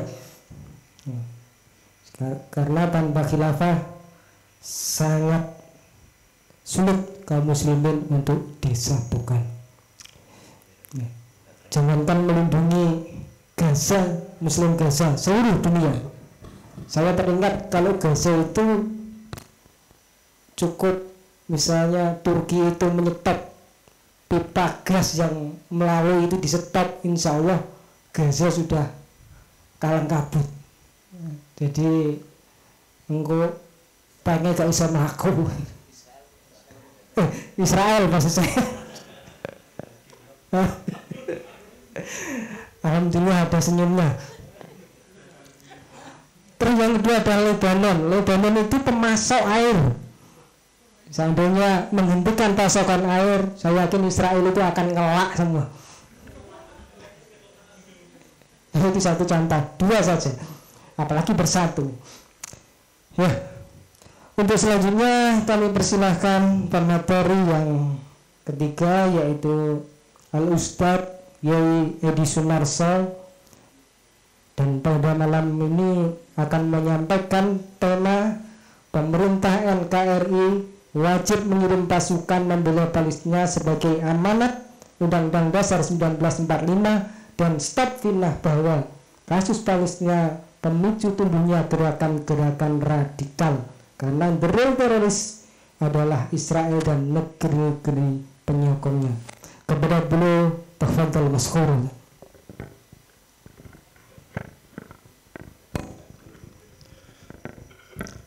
Bismillahirrahmanirrahim. Assalamualaikum warahmatullahi wabarakatuh. Alhamdulillahi rabbil alamin. Alhamdulillahilladzi arsala rasulahu bil huda wa dinil haqqi liyudhhirahu 'ala ad-dini kulli walau karihal musyrikun wa kafa billahi syahida. Allahumma fassalli wa sallim wa barik ala sayyidina Muhammadin wa ala alihi wa sahbihi wa man tabi'ahu bi ihsanin ila yaumiddin. Amma ba'du, ayyuhal muqtaribin wal mukarramin. Alhamdulillah, pada malam hari ini kita dipertemukan oleh Allah Subhanahu wa taala di majlis yang insya Allah diberkahi oleh Allah Subhanahu wa taala. Amin ya rabbal alamin. Bahwa persoalan Israel dan Palestina saat ini sudah menjadi viral, dan tadi sudah dibahas daging semua katanya oleh pembicara pertama Ustadz Rahmat Musa dan kedua ya Ramadan. Daging-daging ibaratnya sayur asem-asem, nek ora no banyune ki ora penak ya, serat ya. Moga-moga saja nih kayak airnya gitu ya, ada kuahnya gitu ya, jadi cair nanti. Persoalan Palestina ini jadi viral ini karena memang sejak resolusi PBB nomor 181 yang ini hampir usianya, berarti kalau tahun 47 sampai sekarang berarti berapa? 2047 sekarang 76 ya, hampir 76 tahun, karena pas tanggalnya 29 November tahun 47 ya. Dan setelah itu Israel berdatangan ya, Israel kemudian menguasai tanah Palestina sesuai dengan solusi itu yang dua negara itu. Nah, pada waktu tanggal 7 Oktober itu, ketika Israel mendapat serangan dari Hamas, karena memang seperti kita tahu dari medsos, kenapa kok kemudian kita percaya pada medsos bukan kepada surat kabar atau pemberitaan mainstream, TV dan sebagainya? Karena hikmah dari diantaranya pandemi dan kemudian banyak medsos ini, pemberitaan yang jujur itu justru datangnya dari medsos dan sangat cepat, bukan dari media yang mainstream yang sudah terkenal, koran-koran atau TV yang dulu banyak dibungkam. Kalau sekarang semuanya mengalir begitu saja ya, jadi apa yang terjadi di Palestina itu kemudian langsung mendapatkan videonya, dikirim ke seluruh dunia, dan dunia kemudian tahu mana sebetulnya yang teroris dan mana yang kemudian hanya dianggap teroris, diputarbalikkan faktanya. Ini yang terjadi di Palestina. Sudah sejak lama sebetulnya kalau kita mendengar pemberitaan yang jujur ya, bagaimana Israel misalkan mengejar, dulu ada gerakan intifadah yang melempari mereka dengan batu ya, pemuda-pemuda itu dikejar dengan helikopter. Mereka, helikopter ini membawa jaring, dijaring itu pemuda-pemuda Palestina, kena dengan jaring, kemudian diangkat di tempat yang tinggi, terus tinggi, dan kemudian dijatuhkan ya, syahid lah otomatis orang tinggi. Para syahid itu pemuda-pemuda Palestina juga manusia biasa. Ada lagi tahun 90-an hingga 2000 itu Israel itu, Zionis Israel memasukkan anak-anak TK, anak-anak SD ke dalam bus yang mereka anak-anak SD sudah senang sebetulnya masuk ke bus, mau diajak jalan-jalan dipikirnya, tapi ternyata bus itu sudah disiram bensin. Kemudian ketika sudah masuk anak-anak dibakar, ya, syahid lagi. Nah, hadirin rahimakumullah, ini yang kemudian sekarang terkuak semuanya, dan juga terkuak banyak hal, ya. Bagaimana Rasulullah SAW pernah bersabda, "Au kama qala satada'a alaikumul umam kama tatada'a kalatu ala qas'atiha." Qalu awaman awwa min qillatin ya Rasulullah. Qala la antum kathirun walakinnakum husya'an kautsais sayl li'annahum yusibukumul wahn. Qalu wa mal wahnu ya Rasulullah? Qala hubbud dunya wa karahiyatul maut. Jadi ini bahasa Nabi, bahasa Rasul tentang sebuah penyakit yang menggambarkan bagaimana sekarang kaum muslimin itu mau menolong, seperti tadi sudah disampaikan oleh para pembicara, tidak bisa. Akan datang, kata Rasulullah, suatu zaman di mana zaman itu kalian ibarat sebuah makanan yang nanti dikepung. Ini contoh nyata malam hari ini. Makanan itu, hidangan itu kemudian siap dimakan dari segala arah oleh yang para penikmatnya. Para sahabat kaget bertanya kepada Rasulullah, apakah jumlah kami waktu nanti itu sedikit ya Rasulullah? Kemudian Kanjeng Nabi mengatakan, la, tidak, tetapi sebaliknya kalian sangat banyak, tetapi dalam dada kalian sudah tersembunyi, sudah bersemayam, lebih ininya lagi bahasanya, sebuah penyakit namanya wahan. Apa itu wahan? Kata mereka bertanya, Nabi menjawab, hubbud dunya wa karahiyatul maut, yaitu cinta dunia dan takut mati. Nah, inilah yang terjadi, hadirin rahimakumullah, bahwa tentang Palestina ini tidak selesai-selesai.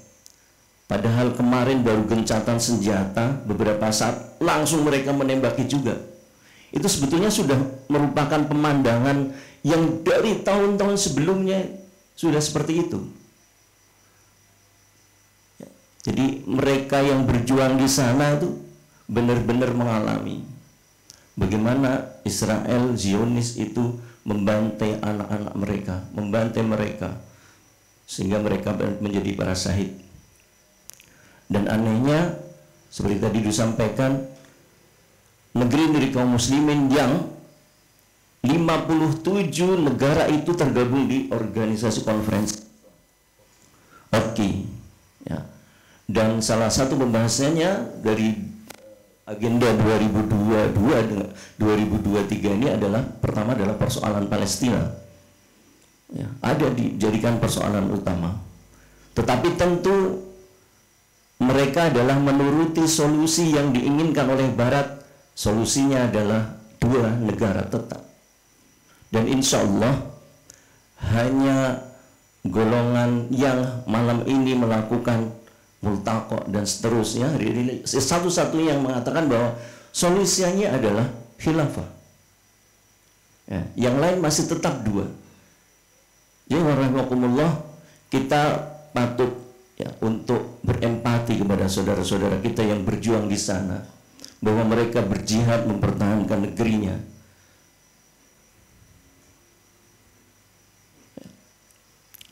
Bahwa tanah mereka yang sudah ditinggali sekian tahun, sekian ribu tahun oleh nenek moyangnya itu mau diambil. Tadi Ustadz Ramadan mengatakan, Pak Yai Ramadan tadi mengatakan bahwa pada waktu tahun 45 Bung Tomo itu menyampaikan menggemakan takbir, ya, 10 November itu, yang kala itu sebetulnya dari sisi persenjataan kita kalah, sangat kalah, dan memang perangnya juga kalah, ya. Hanya 2 minggu pertama kita menang, ya, rakyat Indonesia. Bahkan dikatakan bahwa Surabaya itu menjadi neraka, ya, kota neraka itu. karena memang kalah Surabaya itu. Tetapi melalui resolusi jihad yang disampaikan oleh Syekh Hashim Asy'ari tanggal 22 Oktober 45, mereka kaum muslimin di Surabaya tetap mempertahankan kemerdekaan Indonesia, tetap mempertahankan tanah airnya, sehingga kemudian menjadikan empati dunia pada waktu itu. Nah, kira-kira Palestina ya begitu gitu. Palestina itu dulunya adalah sebuah negara yang kalau kita lihat wilayahnya, totalnya sebetulnya itu kira-kira setengah Jawa Timur. Nah, sekarang yang ya kalau kemudian hampir semuanya sekarang dicaplok oleh Israel, itu setengah Jawa Timur. Nah, luas Israel itu. Dan mereka penduduknya sekitar 10 juta dengan pertambahan 1,05% tahun 2023 ini. Dengan jumlah tentara kalau tidak salah 150.000 pasukan. Sangat kecil sebetulnya pasukan mereka itu dibanding kalau 57 negara anggota OKI, Organisasi Konferensi Islam itu bersatu. Indonesia punya sekian ratus ribu, begitu. Kemudian Malaysia, kemudian juga negeri-negeri terutama Turki, Arab Saudi, Mesir, Aljazair sampai ke Maroko di bagian barat itu semua adalah negeri-negeri yang mereka mengatakan negeri-negeri Islam, atau mereka mengatakan sendiri bahwa bangsa Arab akibat futuhat. Mereka sebetulnya bukan bangsa Arab, tetapi karena futuhat yang mulia yang dijalankan oleh para khalifah itu, kemudian mereka melebur dengan Islam, mengaku sebagai bangsa Arab. Nah, jadi itulah hadirin rahimakumullah, bagaimana penyakit wahan itu sudah bersemayam di sebagian kalangan kaum muslimin. Sehingga apa? Nun sewu, ketika kemarin awal-awal ada serangan Israel, kemudian juga membalas dengan Hamas atau Palestina ini, maka kemudian petinggi dari badan Kamtib negara gitu kemudian mengatakan harus berhati-hati, jangan sampai apa yang menjadi isu lokal di Palestina kemudian menyebabkan radikalisme di Indonesia. Dan sayangnya apa ya? Sayangnya kok diaminkan nih oleh beberapa pondok, kemudian sami'na wa ata'na, bukan sami'na wa asaina. Kalau sami'na wa asaina berani ya, enak sebetulnya, tapi sami'na wa ata'na. Kemudian mereka membuat pernyataan di medsos itu ya. Nah, ini adalah bentuk lain dari ya hubbud dunya itu. Hubbud dunya yang ditampilkan oleh para pembesar, oleh para penguasa di negeri kaum muslimin, sehingga lebih mencintai dunianya, mencintai kedudukannya, dan kemudian mereka takut mati. Ya. Nih. Dan hadirin rahimakumullah, ada sebuah hal yang mungkin perlu menjadi perhatian kita, bahwa sebenarnya barangkali orang Palestina itu atau Hamas dan sekitarnya dan teman-temannya, yang kita bicaranya adalah yang di Gaza, karena Nun Sewu yang di West Bank, yang di tepi barat, yang sebetulnya lebih ke utara posisinya dan lebih luas, itu praktis sudah dikuasai oleh Israel. Ini tinggal Gaza yang jumlahnya sedikit, yang sebetulnya punya akses ke Mesir di bagian selatan, karena jalurnya lewat Mesir, atau lewat laut dari sebelah barat, Laut Tengah. Tetapi justru dari Mesir itu tadi ditembok, hanya ada lewat pintu kecil, lewat pintu Rafah, kemudian dari sebelah barat ada Laut Tengah itu, dan itu sudah dikuasai oleh Israel. Jadi betul kalau Gaza itu ibarat neraka ya, menjadi tempat pembantaian. Meskipun begitu, ternyata mereka adalah orang-orang yang sangat kuat imannya. Sampai maaf, ada penulis, saya cari siapa itu penulis itu, tapi namanya adalah Antonio Bourdain. Dia mengatakan bahwa di dunia ini ya, di dunia ini hampir semuanya nearly that everything is made in China. Hampir semuanya, bahwa semua hal itu bikinan Cina sekarang ini, except courage, kecuali keberanian. It is made in Palestine. Itu dibikin di Palestina. Jadi benar bahwa ketika mereka seperti disampaikan oleh Ustadz Hadi Hidayat misalkan, di tangan-tangan mereka ditulisi bahwa ketika mereka sudah menjadi para hafid, ditulis tangannya bahwa mereka menginginkan surga. Jadi ketika kemudian mereka main tembak-tembakan yang sebetulnya tembakannya itu bohongan dari kayu, kelihatan dari udara itu membawa senjata, ditembak mereka senang. Dan saya ingin menyusul. Ini anak-anak di Palestina luar biasa. Kita tidak melihat ya bahwa ibu-ibu yang kehilangan suaminya kemudian ngersuloh, tetapi yang kita lihat lewat medsos bahwa ibu-ibu alhamdulillah mereka syahid, kemudian akan menolongku kelak, anakku syahid juga begitu, dan seterusnya. Makanya beberapa tentara Israel itu yang ketika tanggal 7 Oktober setelah itu kemudian mengatakan begini, bahwa kami memang setelah serangan itu dibantu oleh Amerika, Australia, kemudian mana? Inggris. Tetapi jumlah tentara yang sangat banyak itu tidak bisa mengalahkan mereka sedikit. Yang kami lawan itu bukan manusia. Ya. Tetapi kata mereka itu ya bukan manusia. Entah mereka mengatakan apa, jin atau apa. Karena luar biasa. Jadi menggambarkan bagaimana orang-orang Palestina itu adalah orang-orang yang sangat kuat keimanannya. Hadirin rahimakumullah. Oleh karena itu ketika kemarin ada stigmatisasi bahwa itu akan menimbulkan radikalisme, terorisme, itu sebetulnya suatu hal yang kontraproduktif yang sebetulnya tidak pantas disampaikan oleh pemimpin negeri Islam.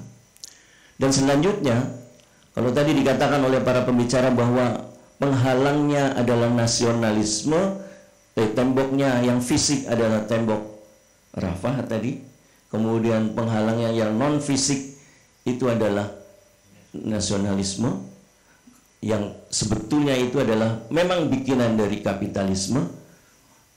Kapitalisme dalam bahasa Arabnya kita ngertikan adalah roksu maliyah. Roksu itu kepala, maliyah harta. Jadi neng siraiku neng dasi bahasa kita. Di kepalanya itu isinya cuma harta-harta. Itulah hubud dunia. Nah, kalau itu kemudian diadopsi oleh pemimpin-pemimpin negeri Islam, maka sekedar kemudian menyampaikan, ayo kirimkan tentara ke sana, mereka tidak berani. Karena kalau mengirimkan, maka bisa jadi kedudukannya akan digantikan oleh tuan besar mereka, ya angkelnya, ya pamannya yang menjauh di sana. Itu seperti itu. Alhamdulillah. Oleh karena itu, seperti tadi sudah disampaikan bahwa sangat perlu untuk memberikan opini umum ya kepada masyarakat bahwa hanya dengan khilafah lah itu, hanya dengan khilafah maka mobilisasi terhadap militer yang tentu nanti akan lebih barokah, senjatanya akan barokah, tidak seperti sekarang barangkali senapannya pada tayangan karaten, korosi, kemudian nggak kepake, malah hanya untuk jaga-jaga di negerinya sendiri. Kadang nembaki diisi peluru karet, diisi apa untuk nembaki rakyat sendiri, barokah. Padahal harta atau senjata-senjata itu dibeli dari uang rakyat. Tanknya juga seperti apa sekarang? Padahal katanya ya, sniper atau penembak dari Indonesia itu kalau lomba itu menangan katanya. Ya menang itu. Dan apa yang dibuat oleh Pindad, perusahaan senjata di Bandung itu milik Indonesia itu juga hebat sebetulnya senjatanya. Tetapi sayang kehebatan mereka tidak terbukti ketika hanya menjadi jago kandang di negeri kita. Kemudian tidak dikirim ke sana untuk kemudian menyelamatkan saudara-saudaranya yang ada di Palestina. Mereka tetap menjadi korban kebiadaban Israel meskipun mereka ridho ya, ridho bil qadha ya. Jadi mereka benar-benar ridho terhadap qadha Allah. Mereka memang hidup di sana, mereka akan ketemu dengan penjahat Israel itu. Tetapi masa ijo Masa iya kemudian saudara-saudaranya yang tadi dikatakan bahwa masalul mu'min fi tarahimihim wa tawaddihi wa ta'atufihim kal jasadil wahid gitu ya. Bahwa perumpamaan orang-orang beriman itu ketika bersaudara dalam berkasih sayang itu seperti tubuh yang satu. Ketika datang penyakit, ketika salah satu bagian tubuhnya tidak enak, maka terasa seluruhnya. Nah ini tidak, mereka dibiarkan di sana mengalami seperti itu. Kina enak-enakan tiap hari dengarkan koplo, naudzubillahi min dzalik ya, atau yang lain-lain. Meskipun sekarang alhamdulillah dengan pemberitaan viralnya Palestina itu insya Allah tontonannya kayaknya agak berubah gitu. Terus cari terus semua TV-TV kan tentang Palestina. Dan semoga itu menjadi awal yang baik, dan tentu kita berharap bahwa solusi dua negara dihilangkan karena itu solusi bikinan kapitalis agar mereka tetap bisa menancapkan menghidupi Israel, di mana Israel itu menjadi sarana untuk memecah belah kaum muslimin di Timur Tengah. Semoga seperti tadi disampaikan khilafah cepat berdiri, wa'dullah wa nasrullah wa wa'du Rasulullah ya. Nasrullah wa wa'dullah ya. Jadi janji Allah, dan itu sudah disampaikan oleh Kanjeng Rasul Sallallahu Alaihi Wasallam bahwa nanti akan datang, secepatnya datang sehingga bisa membebaskan seluruh negeri kaum muslimin bersatu di bawah liwa Rasulullah. Sebagaimana doa sebentar lagi kalau bulan puasa kan ada wa tahta liwa sayyidina Muhammadin sallallahu alaihi wasallam yaumil qiyamati sa'irin, gitu kan ada itu. Nah itu doa seperti itu, tapi di pengamalannya ya. Nah, jadi insya Allah semoga nanti ke depan itu benar-benar terwujud, dan tidak hanya Palestina yang dibebaskan oleh khilafah, tetapi semua negeri kaum muslimin itu akan menjadi hebat kembali, bersatu kembali, sangat kuat kembali, sehingga bisa menahan hantaman dan ancaman dari segala aspek dan segala sisi dari dalam maupun dari luar. Demikian, wa'alaikum minkum. Hadanallahu wa iyyakum. Assalamualaikum warahmatullahi wabarakatuh. Para alim ulama yang dirahmati Allah, demikian pemaparan materi yang ketiga oleh Yai Edi Sunarso yang telah berusaha untuk menjadi kuahnya. Jadi penyakit wahan ternyata inilah yang menjangkiti kaum muslimin sehingga menjadi banci.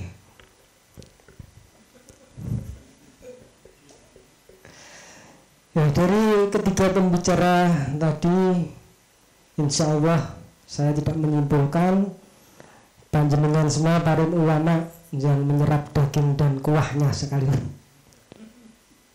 Yang jelas, mudah-mudahan suatu saat nanti kaum muslimin bisa disatukan kembali di bawah banji la ilaha illallah Muhammadur Rasulullah.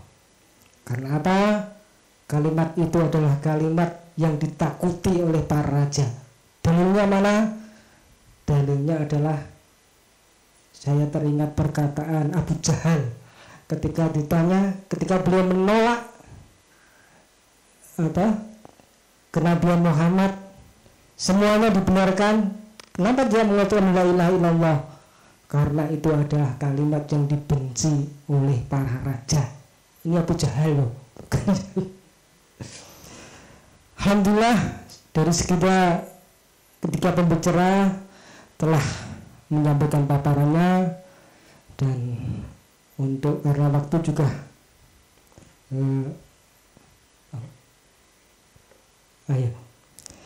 untuk acara selanjutnya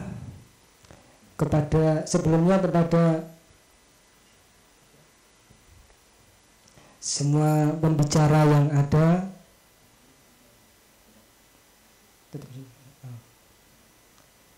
untuk selanjutnya acara yang keberapa ini, yaitu penyampaian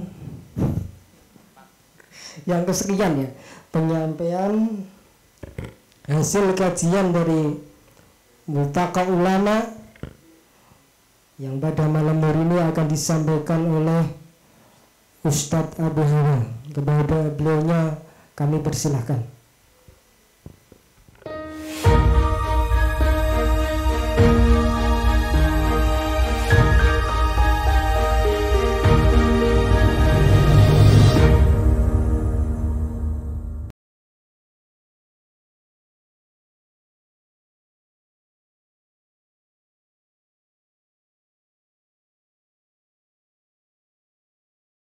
Warahmatullahi wabarakatuh.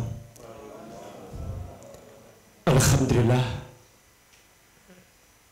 Alhamdulillah khilafi anzala sakinata fi qulubil mu'minin liyastati imanan ma'al imanihim asyhadu an la ilaha illallah wahdahu la syarika lah wa asyhadu anna muhammadan abduhu wa rasuluhu la nabiyya ba'da.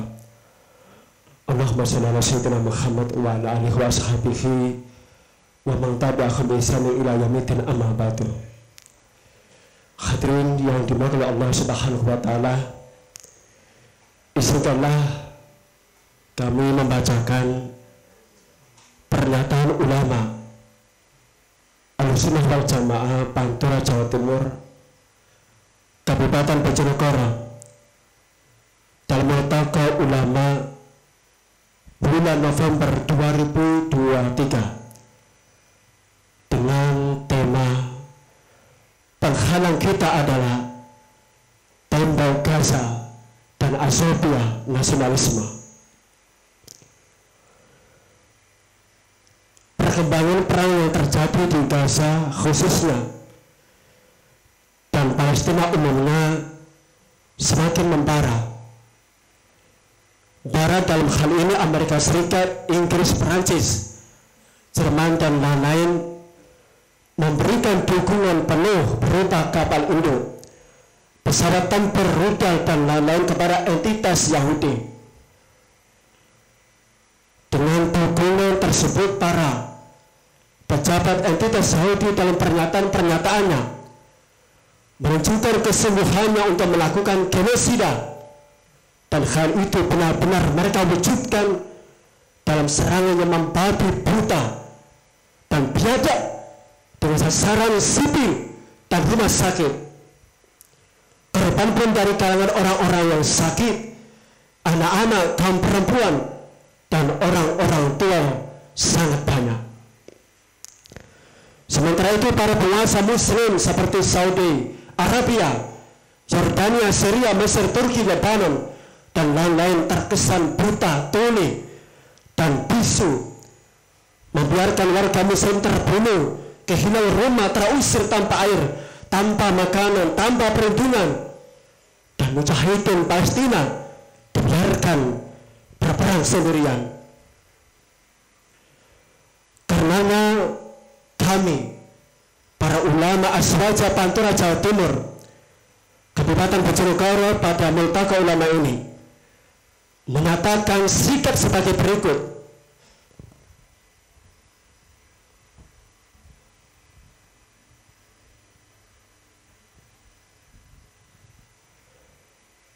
Satu, perang di Palestina pada hakikatnya adalah perang antara negara-negara besar melawan Islam dan kaum muslimin.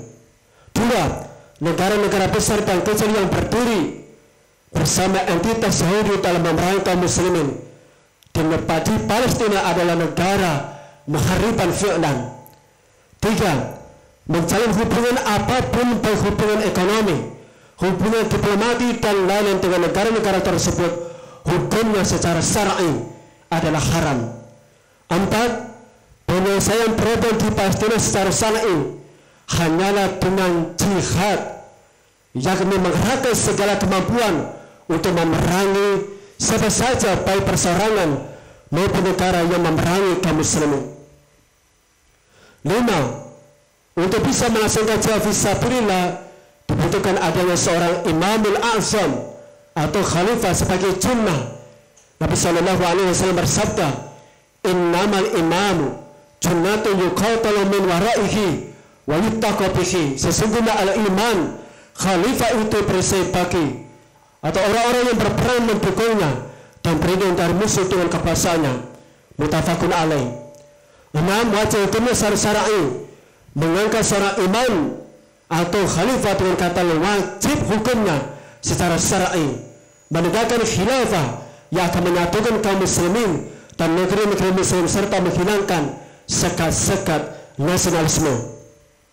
Allah Subhanahu wa taala berfirman, "Innamal mu'minuna ikhwah fa aslihu baina akhwaikum wattaqullaha la'allakum turhamun." Sesungguhnya orang-orang beriman itu bersaudara, sebab itu damaikanlah, perbaikilah hubungan antara kedua saudaramu, dan takutlah terhadap Allah supaya kamu mendapat rahmat. Quran surah Hujurat ayat 10. Sementara itu Nabi Shallallahu Alaihi Wasallam bersabda, perumpamaan orang-orang yang beriman dalam hal saling mengasihi, mencintai dan menyayangi bagaikan satu tubuh. Apabila ada salah satu anggota tubuh yang sakit, maka seluruh tubuhnya akan ikut terjaga dan panas turut merasakan sakitnya. Hadis riwayat Bukhari dan Muslim. 7. Menjaga agama umat dan wilayah Islam hukumnya adalah wajib, khususnya para ulama, termasuk dalam memberi dukungan kepada perjuangan kaum muslimin di Palestina.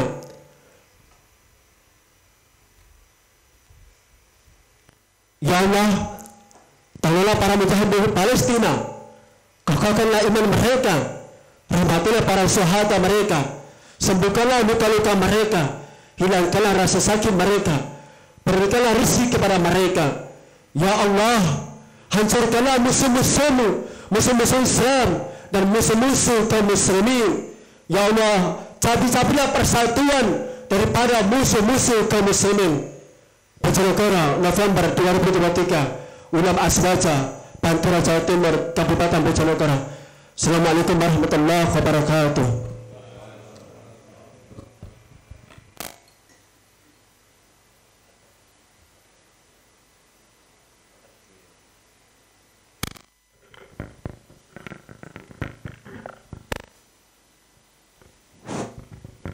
Demikian penyampaian kajian Multaqa Ulama Aswaja Bojonegoro Raya. Dengan ini berharap hal-hal seperti ini, hasil kajian ini oleh para alim ulama bisa disuarakan ke khalayak, ke umat sebagai tanggung jawab kita sebagai alim ulama. Untuk acara selanjutnya, di penghujung acara kita adalah doa yang pada malam hari ini akan disampaikan oleh Yai Rahmat Maulana. Kepada beliaunya kami persilahkan.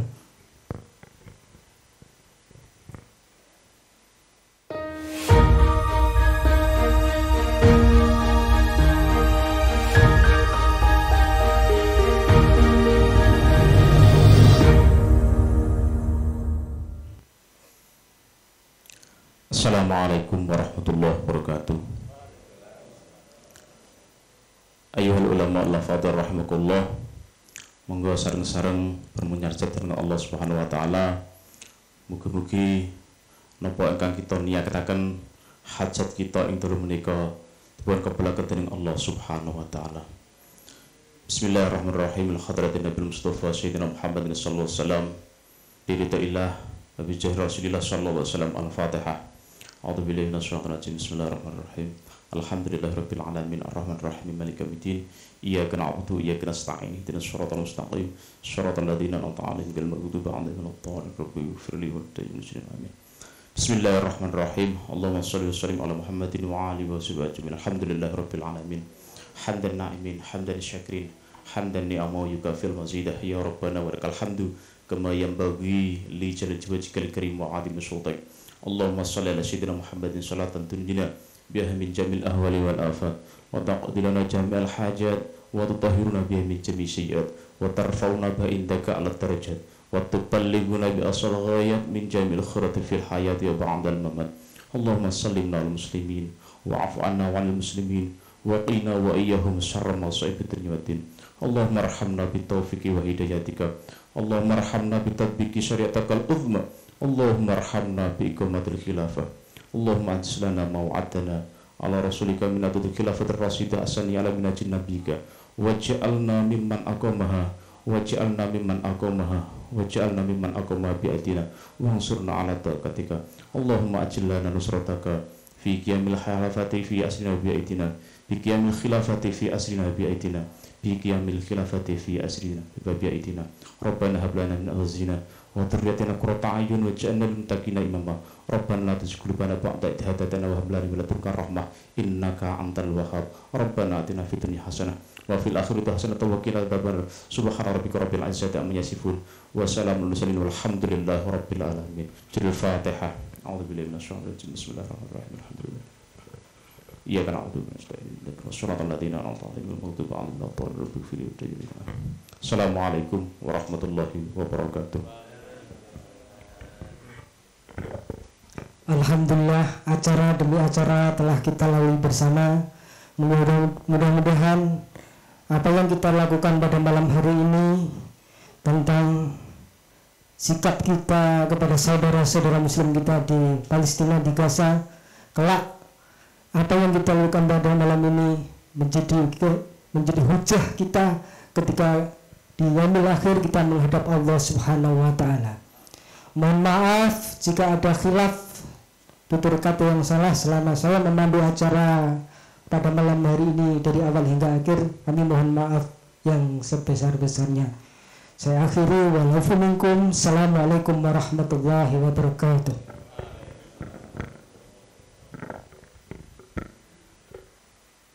Allahumma salli ala sayyidina Muhammad wa ashghil lidh-dhalimin bil-dhalimin. Allahumma salli ala sayyidina Muhammad wa ashghil lidh-dhalimin bil-dhalimin wa akhrijna min bainihim salimin wa ala alihi wa sahbihi ajma'in.